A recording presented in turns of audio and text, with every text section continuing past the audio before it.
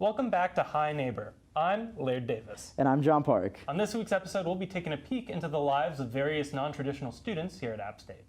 Although it might be difficult to define what a traditional student might look like, our guests today break away from the majority of their peers with their lifestyles, interests, and their own unique set of challenges. We're looking forward to giving a voice to the stories that may otherwise go untold or unnoticed, and we hope today's show will further prove that no mold fits every mountaineer perfectly. Join us today as we invite these stories into our studio and into your home on this week of Hi Neighbor.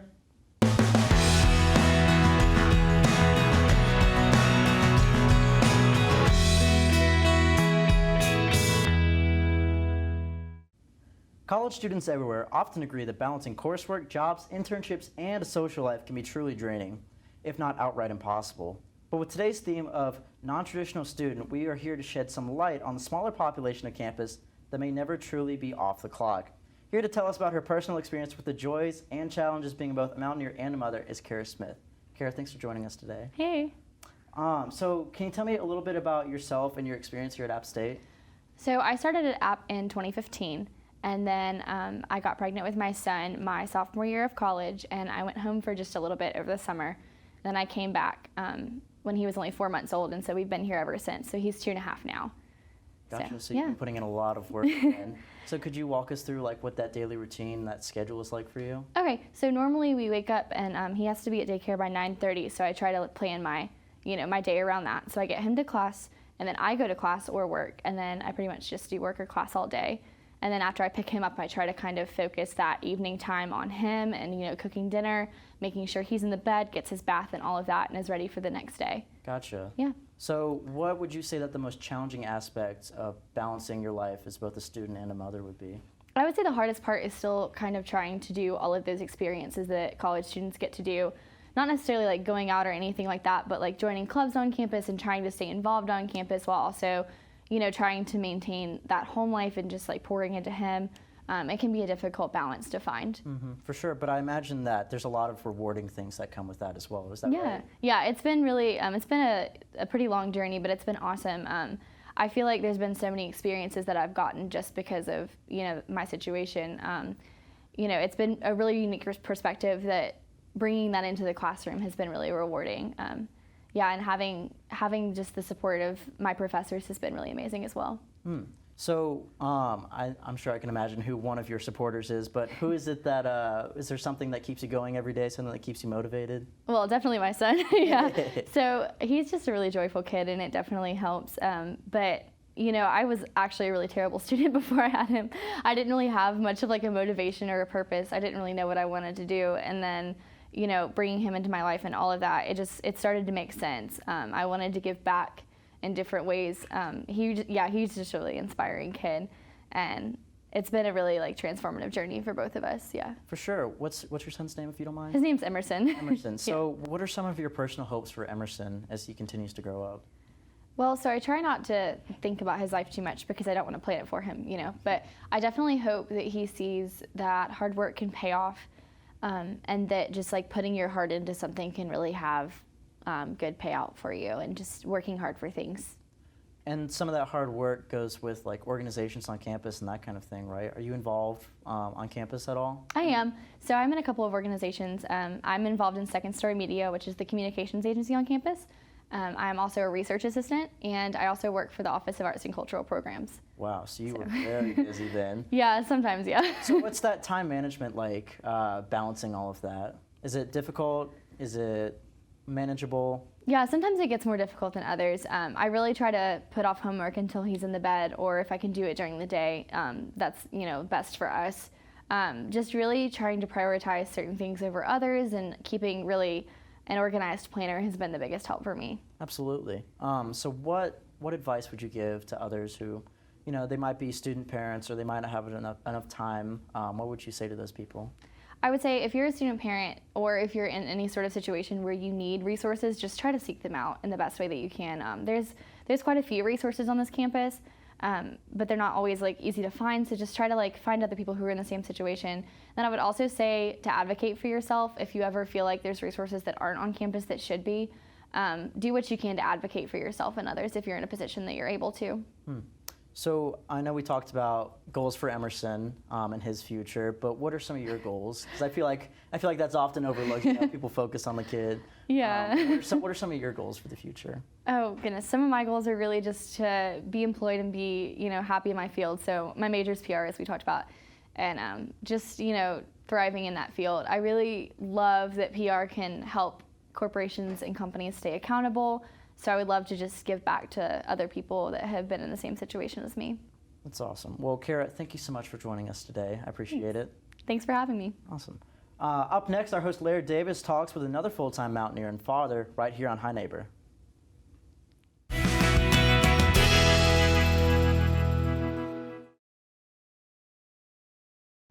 On a similar side of the non-traditional spectrum, we have here today with us Trenton Urdi, an Appalachian student who is a father with one more on the way and is also serving in the Army. Thank you so much for joining me, Trenton. Thank you, Laird.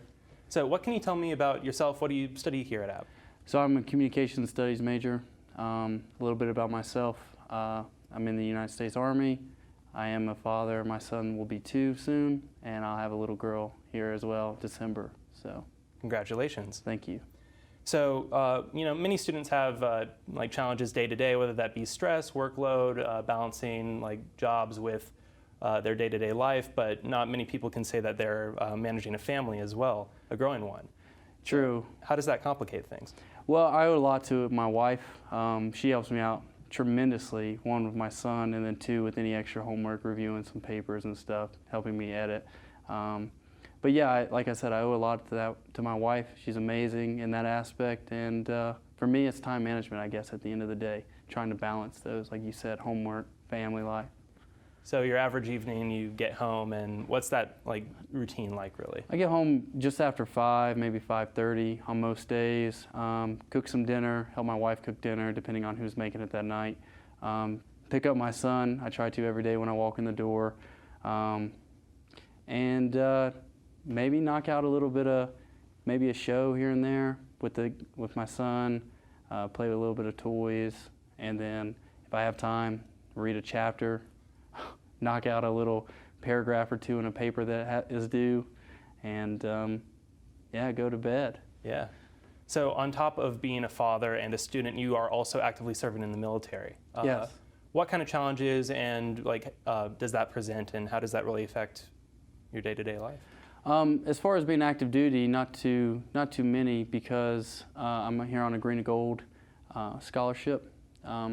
But ROTC-wise, yes, I'm still in ROTC, very involved in that. I'm the S3 of the battalion. Still do PT 5 days a week with ROTC. Still do all that good stuff. So yeah, it's challenging in that aspect with still being in the military as well as balancing school, just like every ROTC cadet has here. I'm sure they have a difficult time.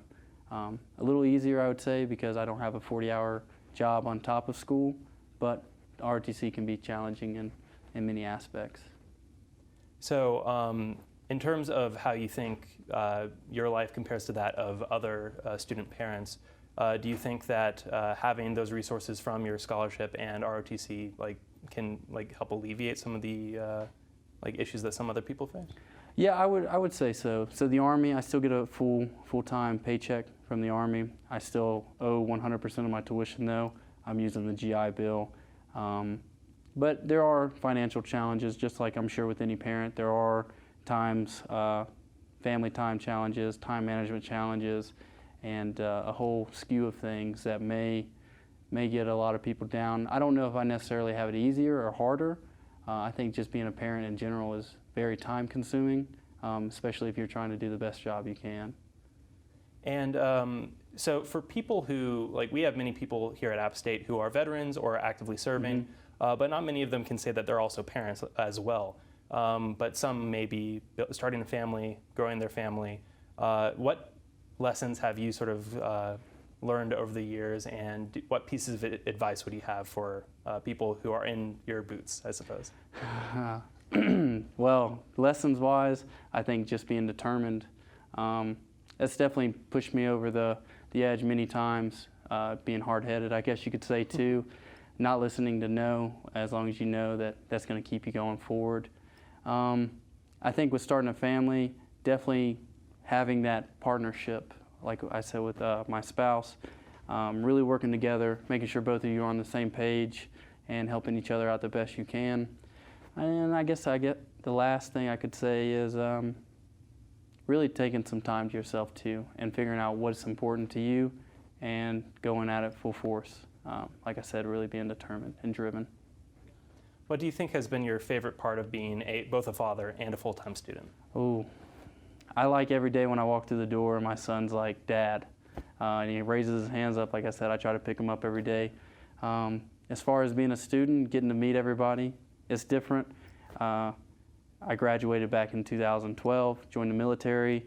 A lot of the students here didn't graduate until 2015, 16. So a little bit of age gap. So it's interesting seeing the different, I guess you could say, generation / mentality.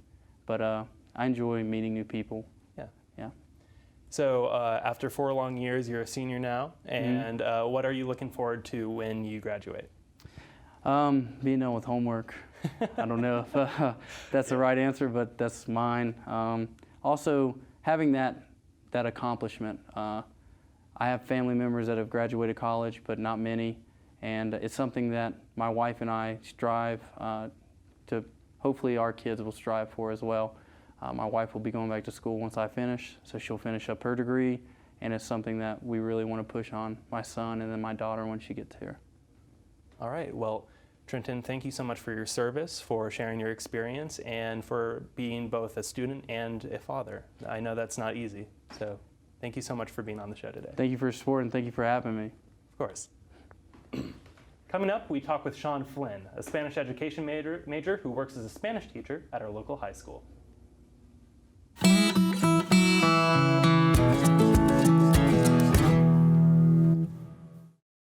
Hi, my name's Sean Flynn, and I'm a Spanish education major here at App. I loved Spanish. I fell in love with it in high school. I ended up taking 5 consecutive semesters of it, and I worked for a year at the Hispanic Family Center in Raleigh, the Centro para Familias Hispanas, which really solidified, like, I want to do this my whole life. So this week I'll be teaching actually my first lesson with real students that I've taken in the education program so far.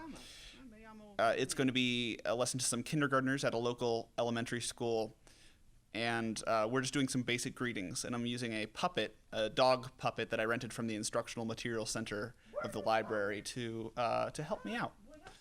I named the dog Hachi, which is maybe not a name you've heard before.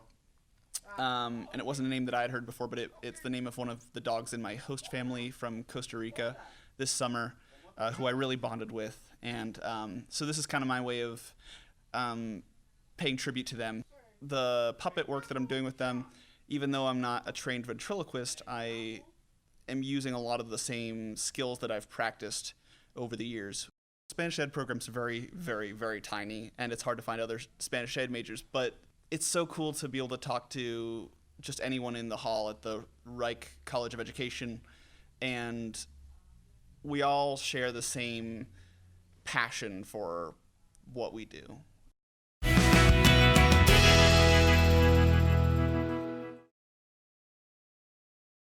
Hi, neighbor. Welcome back to another segment of Theater and Dance Today. I'm your host, Professor Derek, and today I have with me Cara Hagen Gelber, the curator and director of the upcoming 6th Annual Film Festival, Movies by Movers. The festival celebrates international submissions dedicated to highlighting the conversation between the body and the camera. So welcome, Cara. Glad to see you back. Thank you. This is the 6th. Yes, it is the sixth year. And I was reading earlier that you had around 200 submissions, selected about 40, including a full-length film. Yeah. I'm curious, what are some of the criteria that you're looking for in a film that's submitted for this festival? Yeah, so the name of the film festival is ADF's Movies by Movers. So just by the name alone, you can imagine that it's about movement. So I work in the Department of Theater and Dance in the dance area, and this film festival is dedicated to a genre of filmmaking called screen dance, where the primary communicative vehicle is movement instead of dialogue. So first and foremost, the film submitted submitted have to have some relationship to movement. And it doesn't necessarily have to be dance. It's broadly conceived. So it can be dance, of course, but also other types of movement practices that can be considered part of a kinetic spectrum, if you will, for communicating on screen. So the dates are October 17th through the 19th, and each night is a different bill, starting at 7 and then a different showing at 8:30. Yep. And the full-length movie looked really interesting to me. Can you tell me a little bit about that? Yeah, so La Chana is about an incredible flamenco dancer who had a career in the 1970s, and she was really popular, and then she dropped out of the scene for a little while, and this is her as a more mature woman coming back to the stage for what might be the last time. And even in her maturity, you can see how incredibly skilled she is, and how much love and passion she's put into this art form, and how much younger flamenco dancers and flamenco musicians respect her. And so it's not just about dance either. This movie is also about relationships, and actually talks quite a bit about intimate partner violence. And so through her life story, it talks about her and her ex-husband, and also her journey out of that abusive relationship through her dancing. And so it's a multifaceted film that I think will have really broad appeal, but also in many ways be very personal to some people. And so I'm really excited to share this film because it's beautifully done, and it's engaging from start to finish, and she is such an amazing character, and all the people in the film who surround her very obviously love her very much, and that really comes through in the film too. Oh, that's neat, and I believe that's on the Friday night bill. And there's also some films submitted by students. Yes. So every year we open submissions to students as well as professionals, and I love putting the student showing together because it shows the gamut of what's happening in the student population. These students are undergraduate students, graduate students, both MFA and PhD students, and so there's a real mix of approaches, of skill levels, of content, of concept, of approaches to filmmaking, cinematic styles and aesthetic styles. And so it's always a fun block to schedule. Yeah. And it's an international festival. Where have you gotten some submissions from outside of the United States, for instance? Everywhere. So Great. we get submissions from over 20 countries every year. Cool. And so you'll be able to see films from across Europe, films from South America, films from Asia, films from Australia. I mean, really, all over. We invite films from everywhere, and as many as we can get from different parts of the globe to really highlight the amazing artists that exist all over our planet. That's what we try to do. And a lot of these films are 5-10 minutes long? Yeah. So they're short films. Most of the blocks are shorts blocks. And so if you've never been to a film festival and you've never seen a shorts block before, you may or may not know that short filmmaking is a practice unto itself. A lot of people have this idea that you make a short film en route to creating a feature film. But short filmmaking is its own art form and its own genre. And so the majority of the folks in this festival are short filmmakers. All of their works are short films. And so, so the thing that's really nice about a shorts block is if you're watching the films and you see one that you don't really love, know that the next one is coming really soon and you're probably going to love it. So then you can take in 10, 12 of these, depending on the segment you go on for. Yeah. That's neat. That's neat.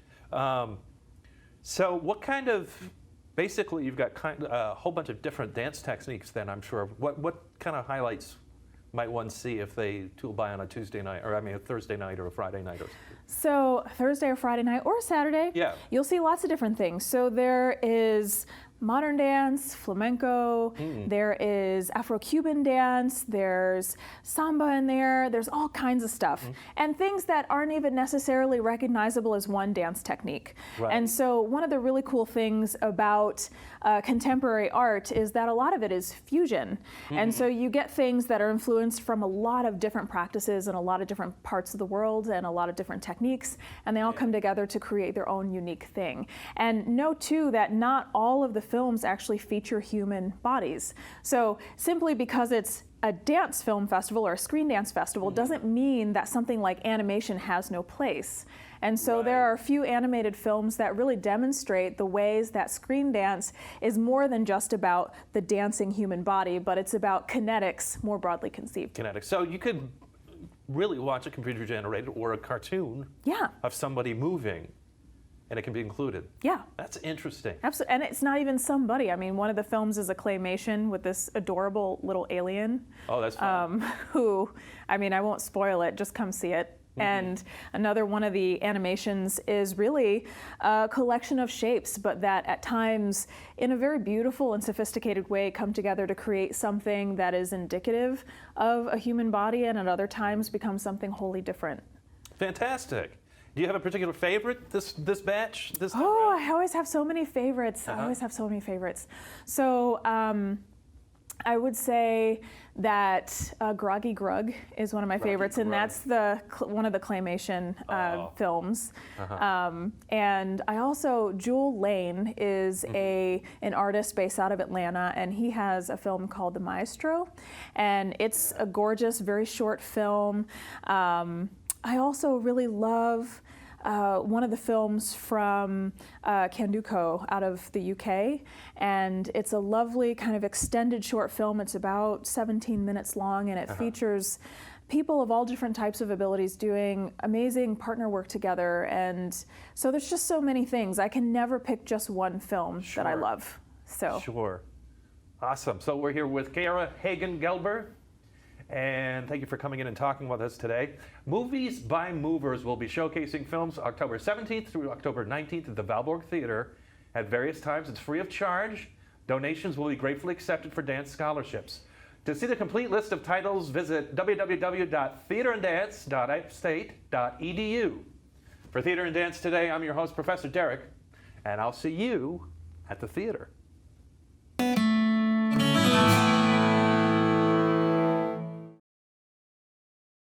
That's it for this week's episode. Thank you to our special guests for sharing their stories with us today. We have more unique non-traditional students to meet on our next episode, so make sure to stay tuned to Hi Neighbor. Feel free to follow us on Facebook and Instagram at watchapptv.com and check out our YouTube channel, AppTV, for more content. Until next time, Bye, neighbor.